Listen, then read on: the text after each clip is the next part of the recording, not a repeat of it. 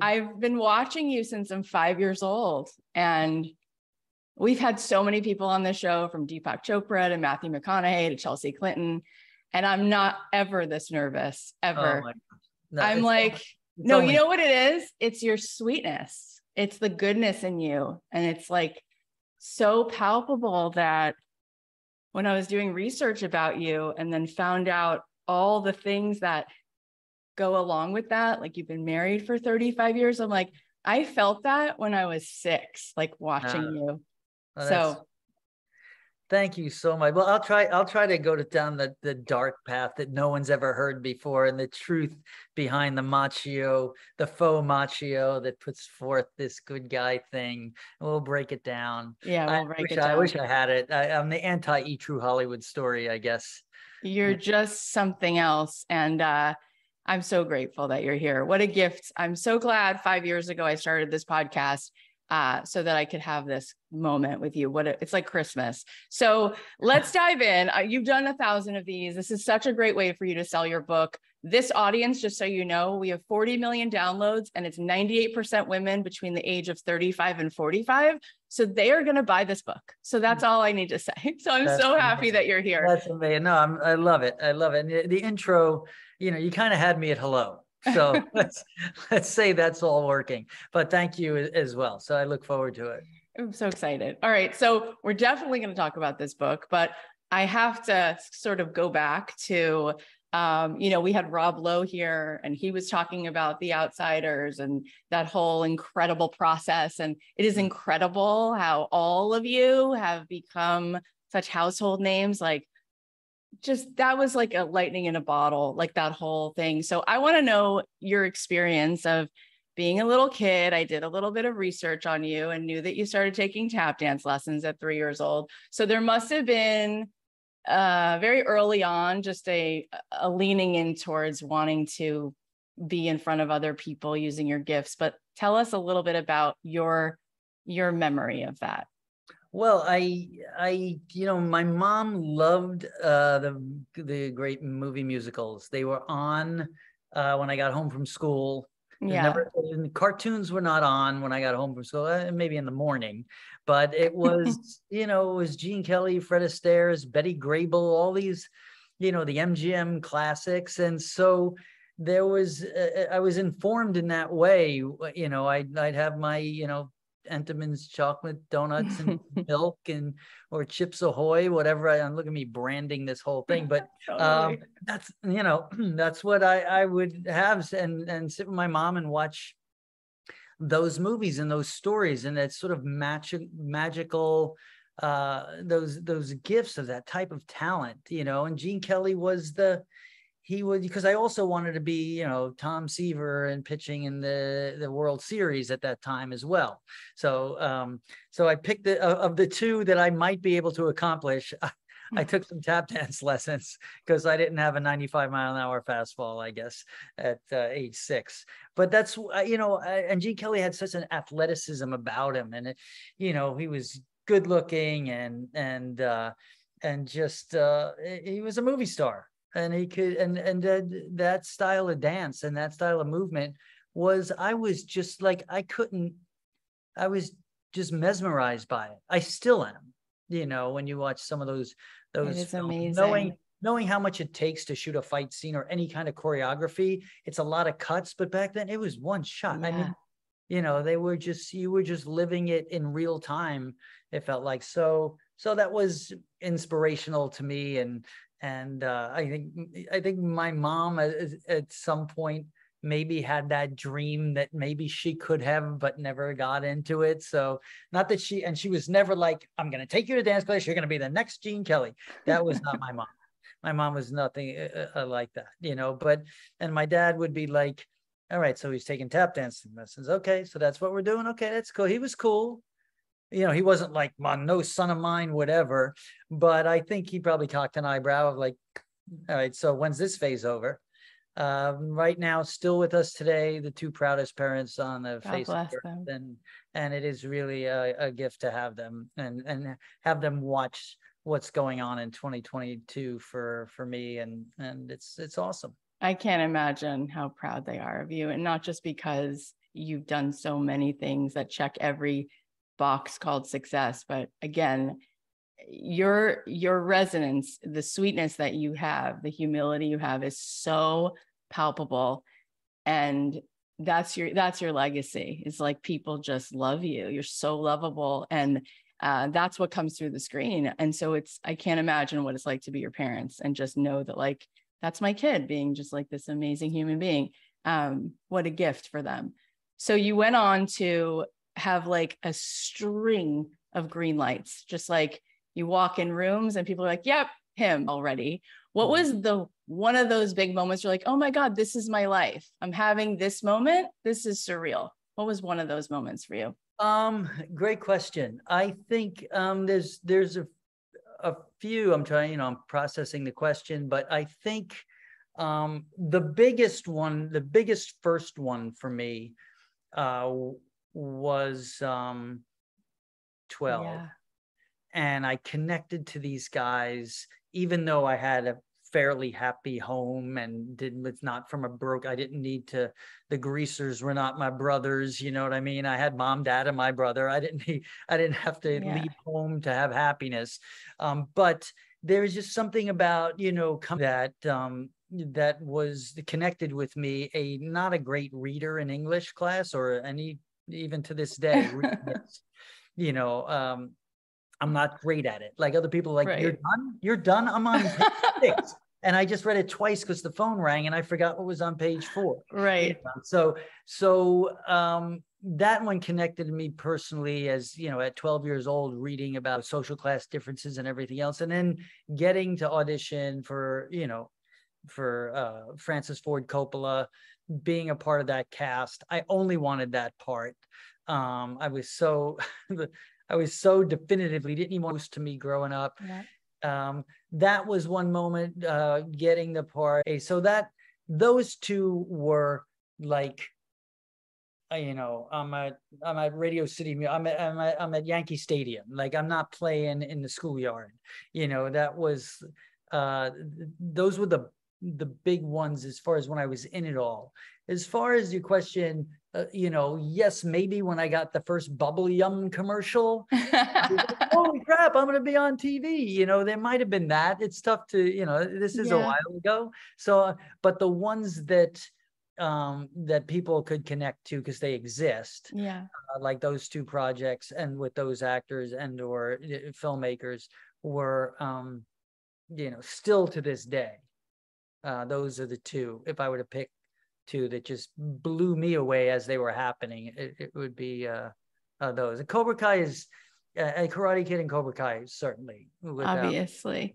But those are the two that inform so much. It's amazing, and I want to really highlight this for people listening because I grew up. I was born in 79, so you were like definitely the biggest highlight of the montage of all the people I looked at. It was you. Like you had the biggest role in my life in that montage. Right. And what I want people to hear is you're such a good actor. Like it wasn't just like, oh, he's really good looking and cute. It's like the depth of who you were as an actor at such a young age. Like you were with De Niro, you were in The Outsiders, like everybody in that cast is an undeniable, incredible talent. It's not just the way you look. And that is not something that happens all the time. A lot of times people have a really pretty face and that's doing the heavy lifting. That's not the case with you. Let's talk about, I'm so grateful that you decided to take time out of your busy, busy life and write a book about this whole journey of the Karate Kid, because as a kid, I remember feeling like that movie was Control-Alt-Delete on everything in my life. Like it just gave me it was religious. It was biblical. It was like every kid knows what that feels like, every single kid. And to reach for that higher place inside of us, that lesson, I mean, everything about it, it's just, you can't overstate it enough. Like the way a movie can tell a story can impact you more than anything. It takes you into a world. So let's start to talk about it, because you wrote a book about this and it's coming out very soon. When you were making that movie, were you aware that this was going to have the magnitude that it had? No, but and first of all, I agree with you on those pinnacle moments of those movies that affect you in such a way. And it's a credit to Robert Kamen, who wrote that beautiful script, and John Avildsen, the great director who directed it, and of course Pat Morita being my partner in that soulful magic of what I call it in the book. I knew that Pat and I had something special that was beyond just two actors working together. It was first of all, I heard that from anyone who would watch us. Yeah, they would just say, "You guys, this is just magic. This is just."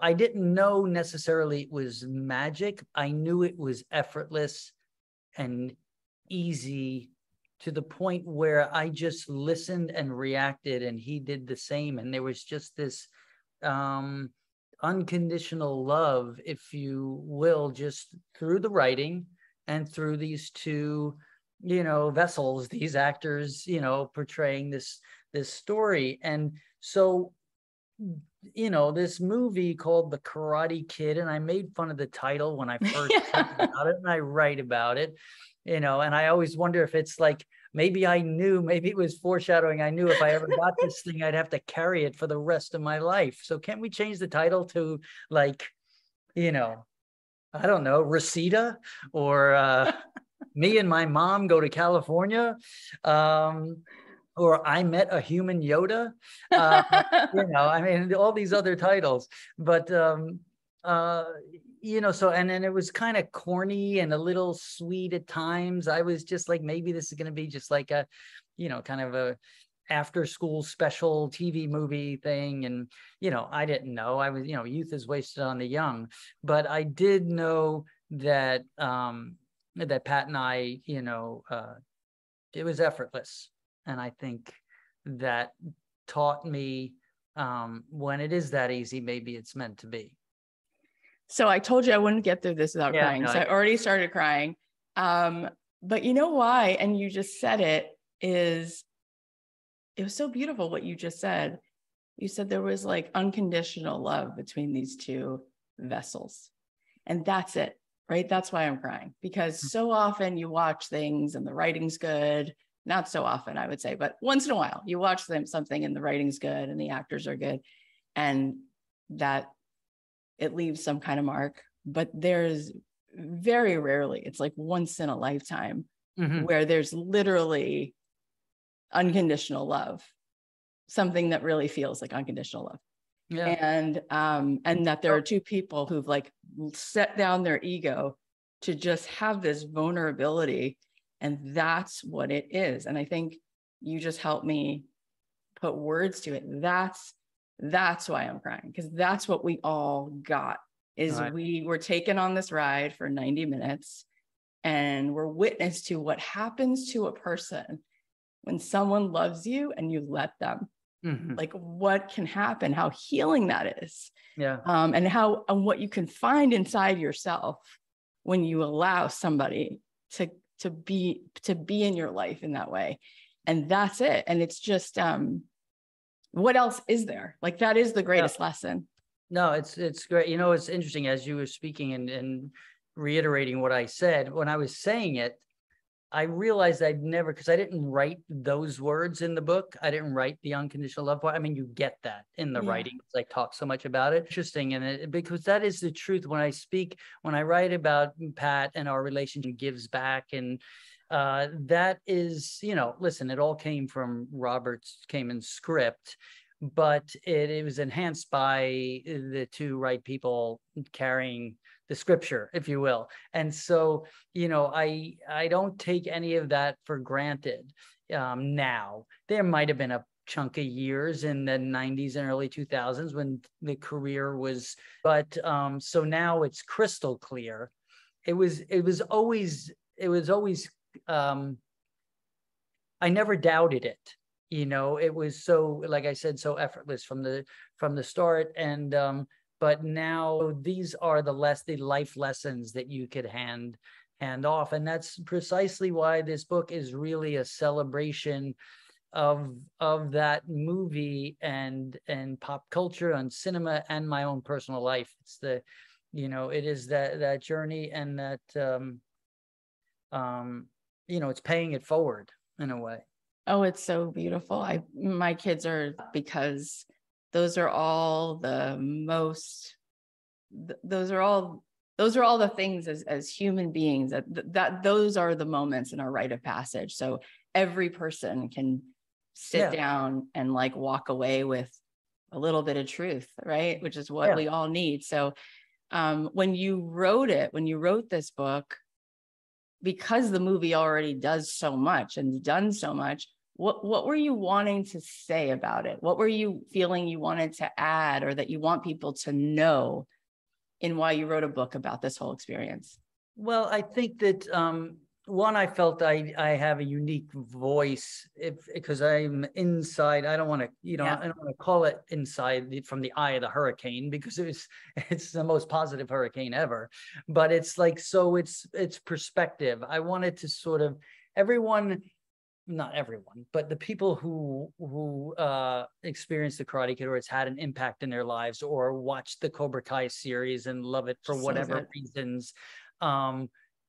I wanted to speak to and tell the story from the moment, you know, I was sitting on my beanbag chair on the shag carpet in my Long Island house, and the phone rang, and they was saying that the guy who directed Rocky's making a movie about a kid who gets picked on and learns karate from a master. And do you want to audition for it? We have an appointment Tuesday at 3:00.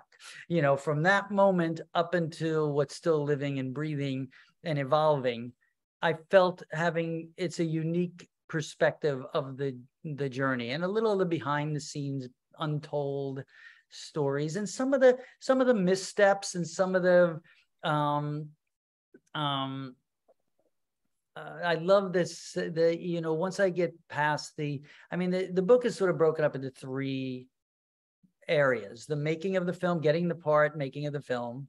Then there's the afterlife, after the crane takes flight, if you will, or leading into the, you know, the frozen in time elements that I have to deal with. And people I can't even imagine from that, and the fact, and my lack of aging quick enough to catch up to, and having to deal with that. And so it's like I get to tell that story, and always go back to the Daniel LaRusso of it all, and also jump forward to the Cobra Kai of it all, and how one's impacted the other from my perspective. And then you know, some of the mistakes, you know, although I think I write this, although I feel I've stuck the landing, there have been times where I did not have the balance, you know, in the finding balance section that we all look for in life. And when I talk about how I always try to keep one foot in and one foot out, no matter what it is. In life, in marriage, in work, it's about balancing it all. And those are all Miyagi-isms. So using them and talking about my personal life and how it's been informed by that, and how I've taken things from it, or I give back to it, or I think maybe a young reader might find a few, I don't want to call them pearls, but a few moments of enlightenment through my journey. And then the audience that is, you know, in their 30s and 40s and older will, you know, kind of be in lockstep and look at. Here's the thing: you can have this zaniness of a career, which is quite insecure, and somehow wind up still on your feet and never having fallen down the slippery slope, and you know, the crash and burn. I mean, any crashing and burning I've done, I've fallen on my own knees. I haven't gotten sucked down to the point of the loss of control, but that's part of just my own sensibilities, and I'm fortunate. I blame my parents for that. Well, that's and a such little a bit me. yeah, I mean, long answer, sorry. oh my God, I love every word. I'm like sitting here just like looking at the moon, like, oh, what a gift. What an absolute total gift. So that's really fascinating, you know, that you're saying that. We just had Justine Bateman here, and Oh she yeah, wrote a book about fame and like the peak and the valleys, and like, you know, and she had a different experience, which was really hard, really hard to go from like, she's everywhere to no one cares that she just walked in the room. And she was saying how just hard that is on like your identity. With you, it's a different journey. But there were times where I walked in the room and they knew too much and they were not interested.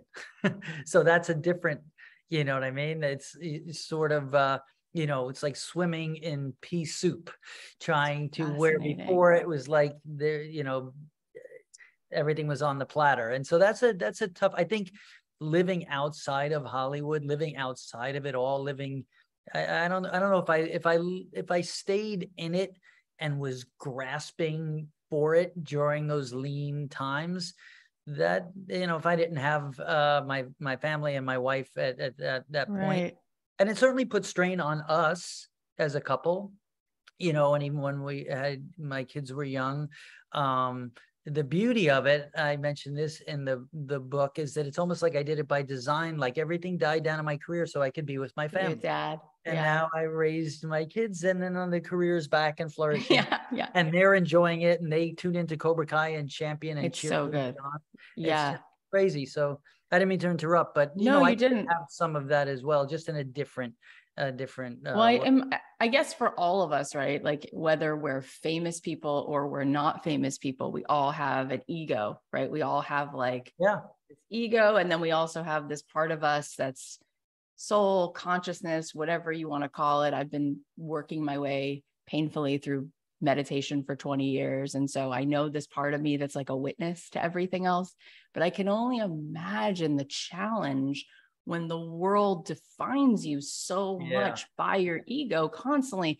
You're this, and it's your face, and it's your looks, and it's also your talent. And it's like, but I'm so much more of this other part of me. That for all of us is already hard. I just can't imagine being on the cover of every magazine for years in a row and people screaming at you who just projecting on you all these things, and then staying married for 35 years and having kids. And do you have some kind of a spiritual practice? Do you have something that grounds you to who you really are?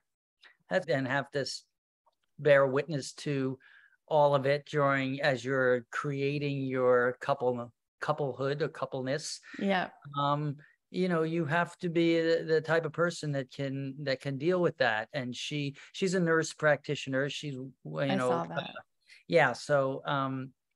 So she is a caregiver, a people person, sometimes people pleaser. We debate about that. I know what that's like. More selfish.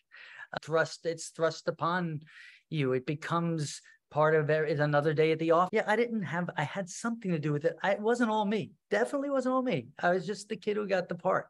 And I was probably not even a kid then, but don't tell anybody. You know? And so I have a sense of humor about it. There are not be as pleasant to be around because there was the absence of where I wanted to be. You know, and there are certainly challenging days, never to a point of loss of control, never to a point of, or rarely to a point where it would affect my marriage or family. But there were certainly those days where it put, you know, undue pressure on all of that. And I write to one of those little moments when I was doing a project in Los Angeles that my heart wasn't into, and both my career and my family life were suffering because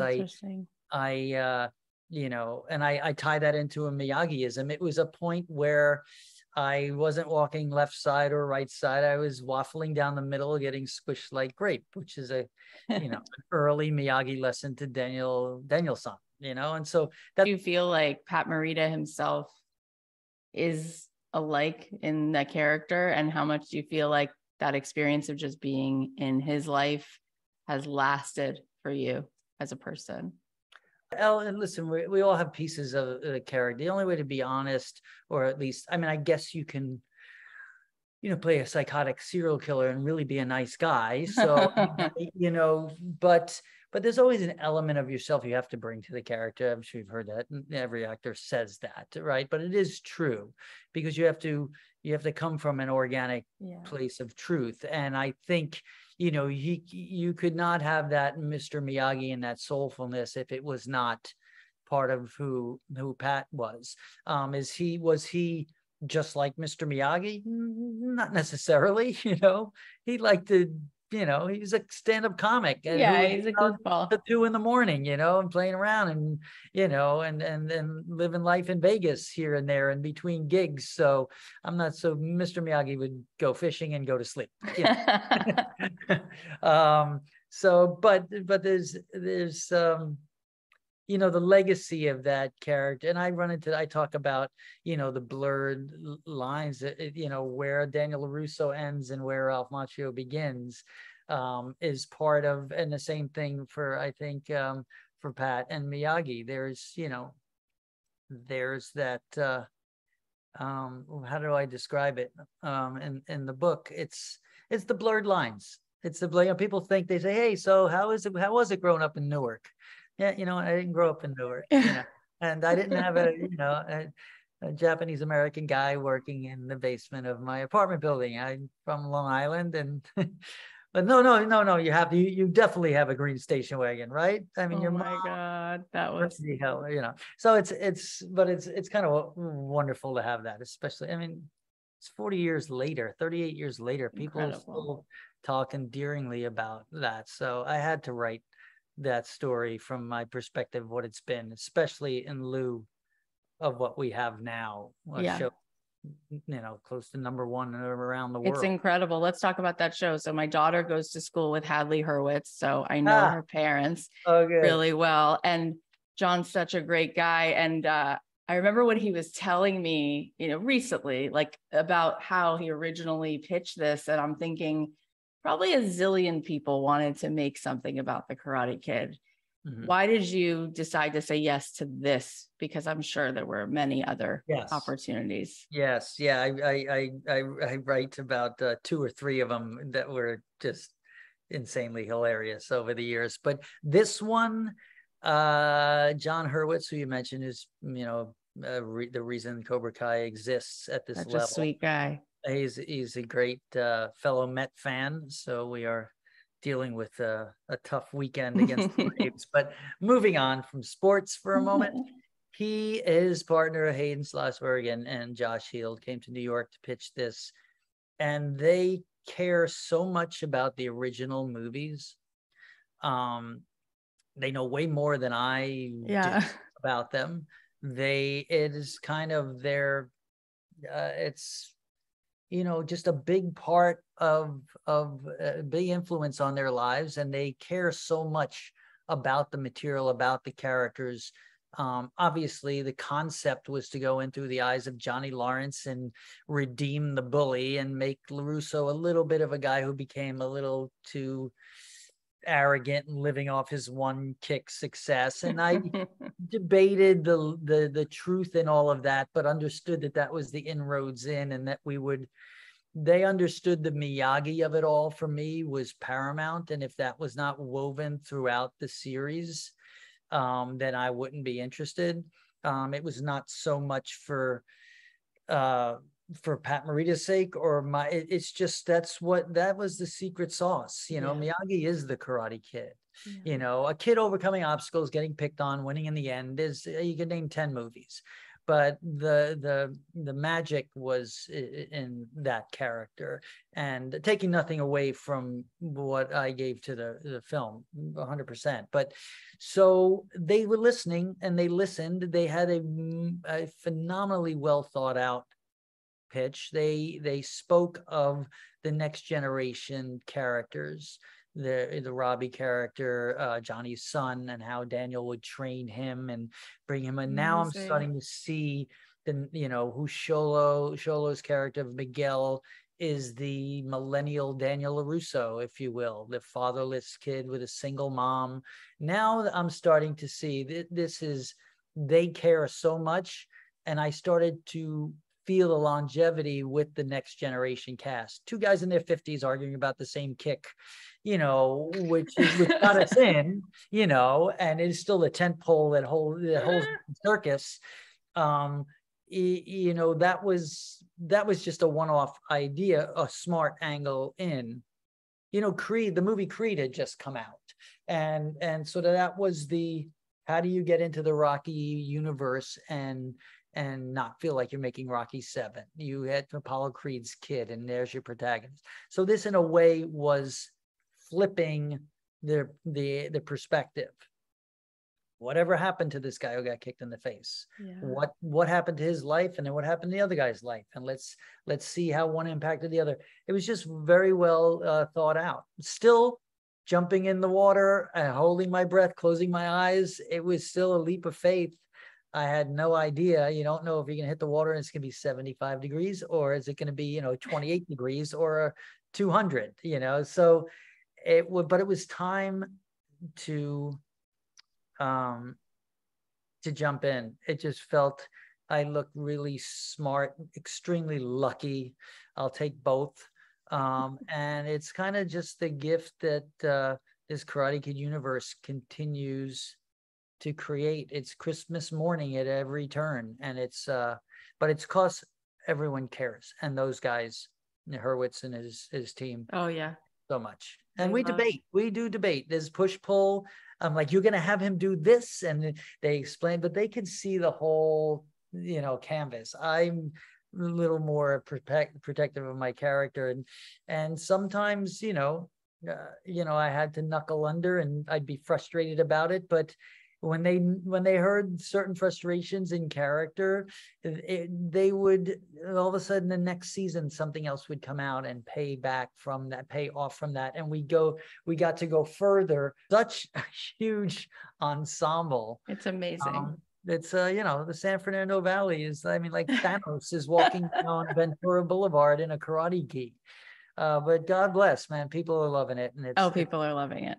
It's really a unicorn. I mean, there's very few things I can think of that are any kind of sequel or reboot that take this proportion, and magnitude. It's incredible what it's doing and how everybody loves it. It's incredible. You said something about the kid who doesn't have a dad, mm-hmm. and that character being, kind of a theme. And I look at what's happening just in the world. There's so much brokenness. Mm-hmm. And you talked about how that Miyagi, that heart, that sensibility is the whole thing for you. When you look at just some of the hard things and some of the darkness that goes on just in the world, what do you want people to potentially think about that? What do you think might be something that could help to consider? What do you think? If there was a real life Mr. Miyagi, what would he maybe say about the world and how to maybe get more in alignment? Yeah, it is. We are in a challenging time and place, that's for sure. And everything is so divided. The one thing we do talk about, and I was just alluding to this, about an hour ago, on how the Karate Kid and Cobra Kai, for that matter. Cobra Kai, certainly. So let's talk present. Let's not talk the movie of yesterday, which still is relevant. But it's mothers and daughters, fathers and sons, and grandparents are all watching this thing. It's liberal left and conservative right are all watching this thing. And it touches on human themes, right? It touches on, mentorship, overcoming obstacles, bullying, just to name a few of the themes that are inherent in the Karate Kid and Cobra Kai. And so it connects on a human level. The Karate Kid always has. It doesn't offend anybody unless you're a bully, I guess. They should be offended. You wonder, this show Cobra Kai, that comes out during the pandemic on Netflix. and became everything, just what the doctor ordered in a way for the world, and it's not super high art. It's, it's entertainment, but I think there's some connective tissue with just putting it all down and just embracing the human elements of this heightened reality, which is this show, and connecting to these characters. No political talk in this show at all. It's just, there's a little bit of, masculinity and maybe toxic masculinity, and every problem gets solved with a karate fight. So yes, it goes probably into that world, but it's I guess it's, I'm fishing for, because it's a very big question you asked, but it's kind of, we all can enjoy something together. There's no one, right. But out in the street, we don't, if we have an opinion, or if we have, and there's no, there's often not a coming together, a compromise, a willingness to put that aside.